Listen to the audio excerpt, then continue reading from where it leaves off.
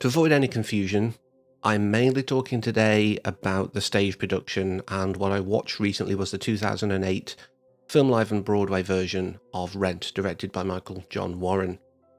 However, hunting that down was a bit of a nightmare. I could only find it for sale on Amazon, and therefore I can't transfer the footage to be watched here. So I'm using the 2005 film for that purpose because I have that footage available. But yes, today I'm talking about Rent, and I'm kind of surprised that I haven't before. Yes, it is because of Pride Month, but also it's something I've had on my list for a long while. I think when I watch Tick Tick Boom, which will be coming at some point soon, don't worry, I was like, I need to talk about Rent and I need to talk about this. And after the previous video being an accidental Pride video, I was like, well, let's do one on purpose. Because this talks obviously about a lot of things that have affected the gay community in particular, being AIDS and persecution, things like that. Drag queens obviously feature in this. But of course, Jonathan Larson knew that AIDS wasn't just exclusively a gay problem, especially in the 90s, which is when this is set.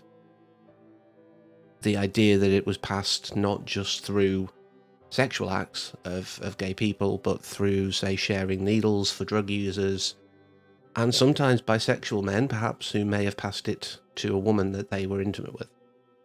So there's a lot of reasons it can pass on, and that isn't an exhaustive list, I know. Part of the naming of the life support group came from the fact that he knew people, so he used their names for those people.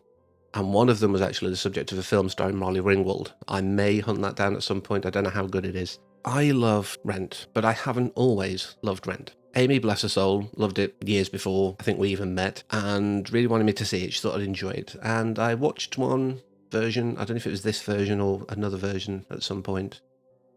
And I was like, yeah, okay, some bits are great, but it's not really capturing me in any meaningful way. I just think maybe I didn't have the emotional maturity to fully appreciate it at the time, if I'm honest with myself. But some of the songs are interesting, and I'd heard the Idina Menzel full song version that she did once of No Day But Today. And I like the message of that. The idea that you don't know what tomorrow will bring. In the cases of some of these characters, tomorrow may never come. And in fact, for any of us, just because you don't have a disease like HIV and AIDS doesn't mean that you're guaranteed tomorrow. So I appreciated that. And then I may have watched the film next, and I was like, okay, I'm starting to warm to it. But I knew that the film wasn't the best version. So after a while, I think I watched it again, and I started to get more of an appreciation, more of an understanding of this, what was going on here and why it was an important piece of musical theatre. And then I saw a version with someone in who I used to work with, advertised at a local sort of small theatre, and I was like, let's go to this. And I think that was the moment that I was like, okay, Rent, got it. And now it's something that I enjoy watching. It's almost 3 hours long, and I sat there quite happily all the way through and enjoyed it. And I have this thing that every time I watch it, a new song gets me. But that doesn't mean that the old song that affected me doesn't do it anymore. It's another one added to the list. And maybe because of watching Tick Tick Boom, maybe because I'm getting to that age where you really start to think, what have I done with my life? And one song, Glory, just got me in tears this time. But also the fact that it is about wasted potential, and I've said in other videos and in real life a lot. The one thing that really upsets me a lot in life is wasted potential. So if a kid is, if a kid dies of something or is murdered, absolute worst case scenario, that really affects me, because there was a potential for a life there. There was a potential for something that they could have done in the world that would have been great. And in this, obviously, yes, that applies to Roger, but it also applies to Jonathan Larson, I think. If I recall correctly, and I'll research more and get more information on him, obviously, for when I do Tick Tick Boom, but I think it was an aneurysm that did him in on the premiere night of Rent. Luckily, he did leave a legacy. This idea of this one thing that he's got to do that he leaves behind, so when he's gone, people will say, that guy did that, and that's good. I think any of us who are musicians, artists, creators of any kind have that desire for legacy. We want to know that something we've done is going to be remembered. Not out of any ego or anything like that, of course. It's the same, I guess it's part of the same idea of why people have kids. It's leaving a legacy. That's a genetic one. But for creatives, the creative legacy is just as important. I'm not a psychiatrist, so I don't know if it is part of the same place in the brain, but I wouldn't be surprised if it was. But there's so much in here. I was doing a tear counter, I guess, cry counter, whatever you want to call it. And I got to at least 10 times.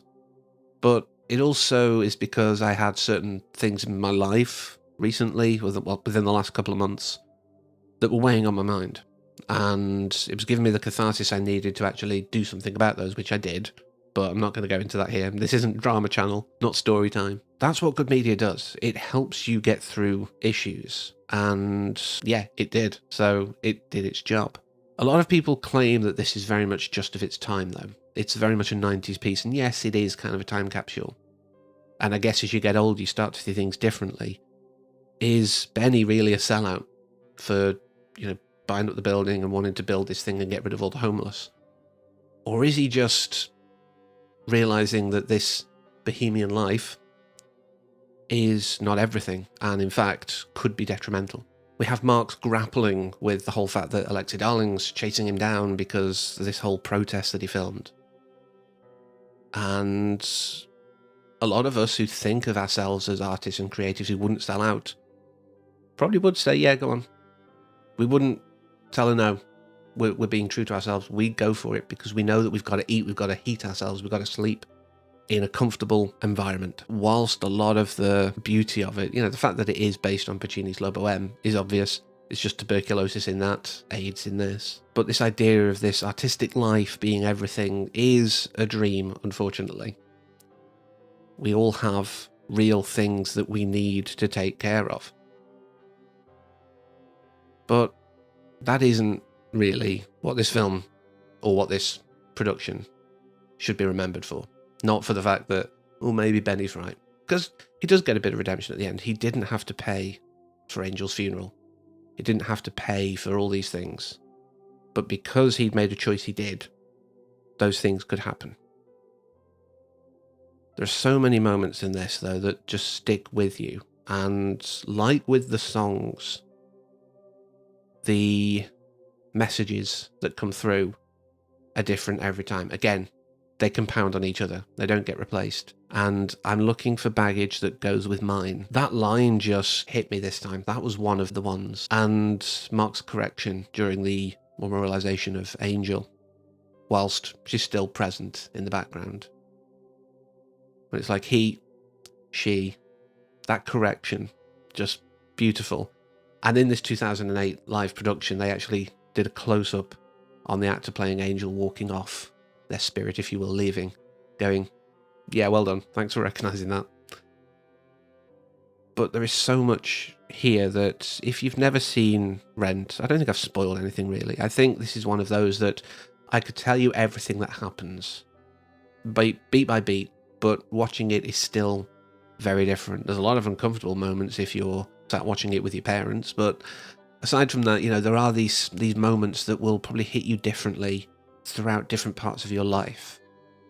And the fact that aside from some less successful productions, this is really Jonathan Larson's only legacy, I think is a good thing to leave behind. It's not good that this is all. If it would have been left at Superbia, we wouldn't be thinking of Jonathan Larson now. Sad as that sounds. But this production, this gathering of songs and thoughts and ideas, is very wise for a man of his age. Let's put it that way. And I did see a couple of things that were saying, yes, it is very dated, but I think it's still relevant. The white knight moment, as I'm terming it, when the homeless person snaps at Mark like, I'm not your subject for your film, I'm not your meal ticket. And of course, when she asks for $1, it's because he can't afford it. It's not because he's better than that. But that white knighting idea, I'm protecting the homeless, it's something we see now. We refer to virtue signaling, etc. What you own is a rail against commercialism, and really, has that changed? Or has it gotten worse, should I say? It has changed, but not for the better. So there is a lot here that I think is still true, still relevant. whilst there is a lot that, yes, doesn't really matter anymore, I don't think this is as outdated as people like to think. But those of us who love Rent knew that anyway. It's like the people who love Hedwig, people who love Rocky Horror Picture Show. They're all their own things. They're all their own little windows into a time and a world. And whilst maybe different productions will update them a little over time, the core of it is still of its time. And the fact that these things are still relevant, I love the fact that musical theatre can be like that. So yeah, Rent is something that, if you've got the time, if you've got the ability to understand the emotional maturity, to understand and appreciate it, if you've got a heart, basically, you'll enjoy this. And if you're someone who's already a Rent head, I'm happy to be a part of this community with you. But I'll just leave it with one thought, and that is, call your mother. But until next time, as always, thank you for watching, and take care.